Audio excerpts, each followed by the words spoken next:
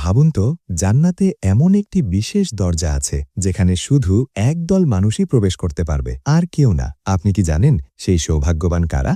হাদিসে এসেছে, সাহাল ইবনু সাদ রাদিয়াল্লাহু তাআলা আনহু থেকে বর্ণিত, রাসূলুল্লাহ সাল্লাল্লাহু আলাইহি ওয়াসাল্লাম বলেছেন, জান্নাতে রাইয়ান নামে একটি দরজা আছে। কিয়ামতের দিন শুধু সিয়াম পালনকারীরাই সেই দরজা দিয়ে প্রবেশ করবে, তাদের ছাড়া আর কেউ সেখানে প্রবেশ করতে পারবে না। ঘোষণা দেওয়া হবে, সিয়াম পালনকারীরা কোথায়? তখন তারা দাঁড়িয়ে যাবে। তারা প্রবেশ করার পর দরজাটি বন্ধ করে দেওয়া হবে, যেন আর কেউ প্রবেশ করতে না পারে। সহিহ আল বুখারী, হাদিস 1896। সুবহানাল্লাহ! একটি ইবাদত, রোজা, আর তার জন্য জান্নাতে আলাদা সম্মানের দরজা। এটি প্রমাণ করে আল্লাহর কাছে সওম কতটা প্রিয়। আজকের চ্যালেঞ্জ, শুধু রমজানে নয়, মাসে অন্তত একটি নফল রোজা রাখার নিয়ত করি। ছোট আমল কিন্তু বড় প্রতিদান। আপনি কি রাইয়ান দরজার যাত্রী হতে চান? কমেন্টে লিখুন, ইনশাআল্লাহ আমি রোজা রাখব।